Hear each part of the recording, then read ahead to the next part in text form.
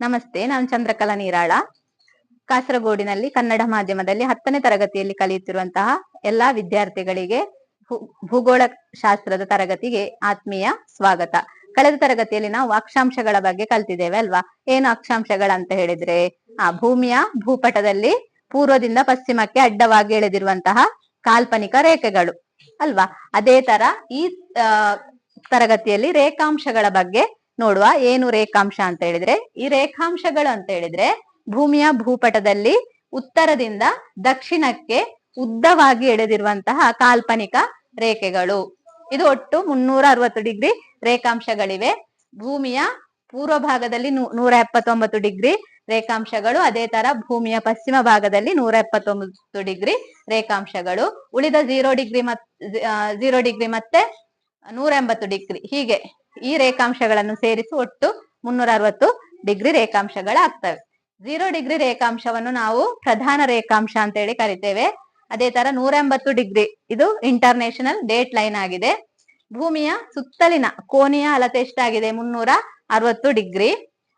ಪ್ರತಿ ಒಂದು ಡಿಗ್ರಿಗೆ ಒಂದರಂತೆ ರೇಖಾಂಶಗಳನ್ನು ನಾವು ಎಳೆದರೆ ಒಟ್ಟು 360 ಡಿಗ್ರಿ ರೇಖಾಂಶಗಳು ಸಿಗ್ತದೆ. 360 ಡಿಗ್ರಿ ರೇಖಾಂಶಗಳನ್ನು ಪೂರ್ತಿಗೊಳಿಸಬೇಕಾದ್ರೆ ಭೂಮಿಗೆ ಒಟ್ಟು 24 ಗಂಟೆಗಳು ಬೇಕು. ಎಷ್ಟು? 24 ಗಂಟೆಗಳು ಬೇಕಾಗ್ತದೆ.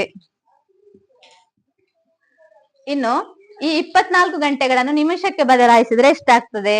24 ಗುಣಿಸು 60 ಅಂದ್ರೆ 1 ನಿಮಿಷ ಅಂತ ಹೇಳಿದ್ರೆ 60 ಸೆಕೆಂಡ್ ಅಲ್ವಾ? 24 ಗುಣಿಸು 60 ಆಗ ಎಷ್ಟು ಸಿಗ್ತದೆ ನಮ್ಗೆ? 1440 ನಿಮಿಷಗಳು ಅಲ್ವಾ? 1440 ನಿಮಿಷಗಳು. ಅಂದರೆ 360 ಡಿಗ್ರಿ ತಿರುಗಲು ಬೇಕಾದ ಸಮಯ ಎಷ್ಟು? ಈ 1440 ನಿಮಿಷ. 360 ಡಿಗ್ರಿ ತಿರುಗ್ಲಿಕ್ಕೆ ಬೇಕಾದ ಸಮಯ 1440 ನಿಮಿಷ. ಅದೇ 1 ಡಿಗ್ರಿ ಈಗ ಆದ್ರೆ 360ಗೆ 1440 ನಿಮಿಷ ಅಲ್ವಾ? ಹಾಗಾದ್ರೆ 1 ಡಿಗ್ರಿ ತಿರುಗ್ಲಿಕ್ಕೆ ಎಷ್ಟು ಬೇಕಾಗ್ತದೆ? 1 ಡಿಗ್ರಿ ತಿರುಗ್ಲಿಕ್ಕೆ ಬೇಕಾದಂತ 1 ಡಿಗ್ರಿ ರೇಖಾಂಶ ಪ್ರದೇಶವನ್ನು ಕ್ರಮಿಸಲು ಭೂಮಿಗೆ ಬೇಕಾದ ಸಮಯ ಎಷ್ಟು ಅಂತೇಳಿ ಹೇಗೆ ನೋಡುವ? ನಾವು ನೋಡುದು ಹೇಗೆ? 1440 ಭಾಗಿಸು 360 ಅಂತ ಹೇಳಿದ್ರೆ 4 ಸಿಗ್ತದೆ ಅಲ್ವಾ? 4 ನಿಮಿಷಗಳು. ಆಗ ಏನು ಇದರಿಂದ ನಮ್ಗೆ ಏನು ಗೊತ್ತಾಯ್ತು? 360 ಡಿಗ್ರಿ ತಿರುಗ್ಲಿಕ್ಕೆ ಬೇಕಾದ ಸಮಯ 1440 ನಿಮಿಷ. ಅದೇ 1 ಡಿಗ್ರಿ ರೇಖಾಂಶ ಪ್ರದೇಶವನ್ನು ಕ್ರಮಿಸಲು ಭೂಮಿಗೆ ಬೇಕಾದ ಸಮಯ ಎಷ್ಟು? 4 ನಿಮಿಷಗಳು. ಇನ್ನು 15 ಡಿಗ್ರಿ ರೇಖಾಂಶ ಪ್ರದೇಶಗಳನ್ನು ಕ್ರಮಿಸುವಾಗ ಇದೆಷ್ಟಾಗ್ತದೆ? 1 ಗಂಟೆಯ ಸಮಯ ವ್ಯತ್ಯಾಸ ಬರ್ತದೆ ಅಲ್ವಾ? ಇದನ್ನು ಹೇಗೆ ನಮ್ಗೆ ಕಂಡು ಹಿಡಿಬಹುದು?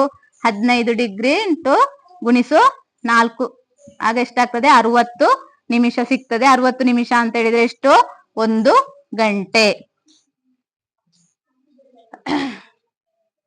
1 ಗಂಟೆಯಲ್ಲಿ 15 ಡಿಗ್ರಿ ರೇಖಾಂಶ ಪ್ರದೇಶಗಳು ಏನಾಗ್ತದೆ? ಭೂಮಿಯ 15 ಡಿಗ್ರಿ ರೇಖಾಂಶ ಪ್ರದೇಶಗಳು 1 ಗಂಟೆಯಲ್ಲಿ ಸೂರ್ಯನ ಮುಂದೆ ಹಾದು ಹೋಗ್ತವೆ.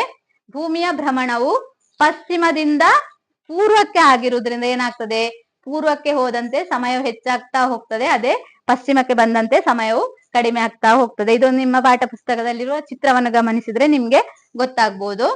ಇನ್ನು ಅದೇ ತರ ಒಂದು ನಿರ್ದಿಷ್ಟ ರೇಖಾಂಶದಿಂದ ಪೂರ್ವಕ್ಕೆ ಪ್ರತಿಯೊಂದು ಡಿಗ್ರಿ ರೇಖಾಂಶಕ್ಕೂ 4 ನಿಮಿಷ ಏನಾಗಿರ್ತದೆ?